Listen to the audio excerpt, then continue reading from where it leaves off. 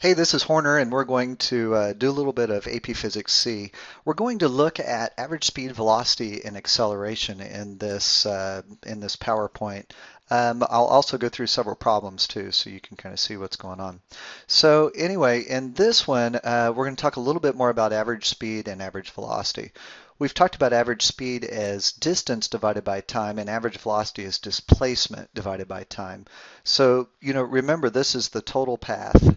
And the other one, average velocity, this is really the displacement. So it's xf minus xo, and that's equal to displacement.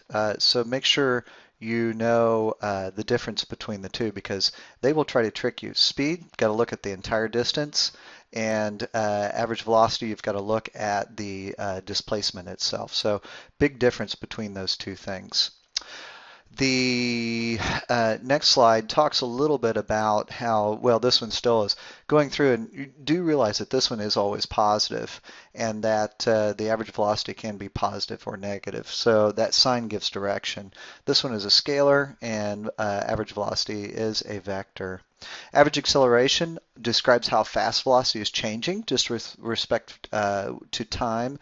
So the equation is delta v is divided by delta x. So change in velocity is equal divided by change in time is average velocity. That's also the second derivative, or it is the change in position divided by the change in time divided by the change in time. If you think about it, that makes sense because the unit for acceleration is a meter per second per second.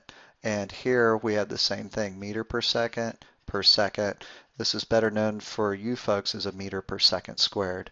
Sometimes it's good just to call it a meter per second because that helps a little bit. The next slide, this one, remember we do talk about the sign, does talk about the direction of the acceleration. It can be either positive or negative. So average acceleration is also a vector. For this first problem, it says a motorist drives north at 20 meters per second for 20 kilometers and then continues north at 30 meters per second for another 20 kilometers. They want to know what is this motorist's average velocity. So we can use one of our kinematic equations. We just say that time is equal to the final position minus the original position, all divided by the velocity. And for part one of this problem, we know that time then would be equal to our displacement, which is 20,000 meters. So be careful because this is 20 kilometers. And we're going to divide that by our average velocity, which was 20 meters per second. And so if we go ahead and divide the two, we'll end up with 1,000 seconds is the time for the first part. For part two, the time here is equal to that same distance. So they go another 20,000 kilometers or 20,000 meters. But this time they speed up and they're going about 30 meters per second. So if you divide those two, you get 666.7 seconds. Add the two together and we end up with 1,666.7 seconds. Next thing we need to do is find out what our total distance or total displacement is. So xf minus xo, that'll be total displacement. We know that we have two of these, and so really it's just 20 kilometers plus 20 kilometers, and that's equal to 40 kilometers. Velocity is equal to the final minus the original position, all divided by the time.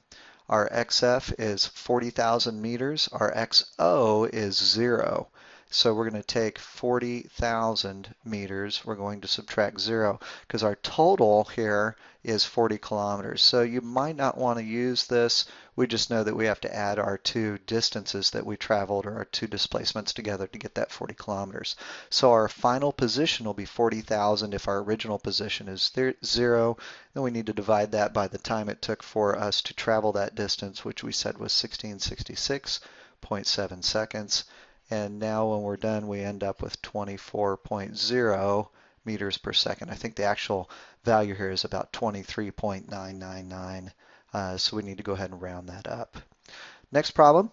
that we have here is it takes the motorist 1 minute to change speed from 20 to 30 meters per second. What is his average acceleration? Average acceleration here, we can write it this way. That's also equal to AAVG, which would be average acceleration. And that's just the final minus the original velocity divided by the change in time, or the elapsed time that you have during this change. Our final velocity was 30. Our original velocity was 20. We're going to divide that by 60 seconds, and we end up with 0.17 meters per second squared. So that one's pretty simple. For the next slide, we're looking at the average velocity from a graph, not a graph, but a graph. So if I look at the position versus time, or remember this is the velocity of an object, if I know point A and point B and they're both on the line, I can find the slope, and that does give me the average velocity. So slope would just be change in x divided by the change in time. We can also do that for a curvy line. We're looking at velocity, so the path really doesn't matter, and all we have to do is just look at a line that will connect the two points in question. We do the same thing again. We just find the change in position divided by the change in time. So we are not worried about the path whatsoever in this one. For average acceleration, now notice that we have velocity in time, and average acceleration is change in velocity divided by change in time.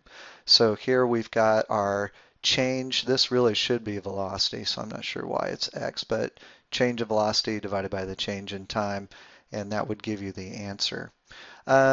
This next problem says determine the average velocity for the particle as it moves from point A to point B.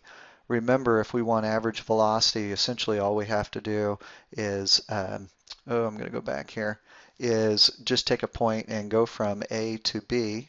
So here is our line. It's not going to be real straight. That's probably good enough. This is XO. This is XF. And what we're really worried about are those 2 points. So we know that average velocity will be equal to my change in position, so XF minus XO, all divided by our time. Our XF, you'll notice, is -1 meters, and we're going to subtract that from XO, which is 0. We're going to divide that by our time, which is 0.5 seconds. You'll notice the times are down on the bottom. If I go through and do that math, I end up with -2 meters per second for our average velocity. That makes sense since this is a downward sloping line. It has a negative slope to it, so that answer should be correct. For the next slide, this time they want us to determine the average speed. So for the average speed, this is a lot trickier. I'm going to try to just put some points here, try to get some straight lines. So I'm going to go from A, I'm going to approximately go straight up to this point. Then I'm going to go from that point, try to go straight to this point. So there's another segment that we're looking at. Then I'm going to come over to a point that maybe is about right there and try to make that about as straight as I can get it, so I'm not too good. And then I'm going to go from there to B. And this is why calculus is so important for this, because we'll use calculus to really help us solve this a lot better. But we need the average speed.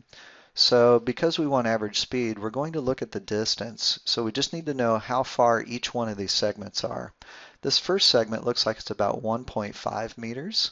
Second segment's about 0.8 meters. Then we've got this longer segment here, and we'll say that it's about 1 meter.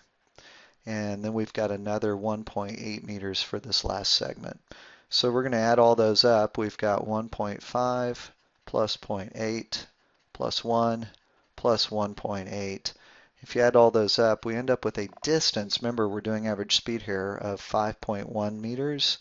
Our time again is 0.5 seconds. That's not changed.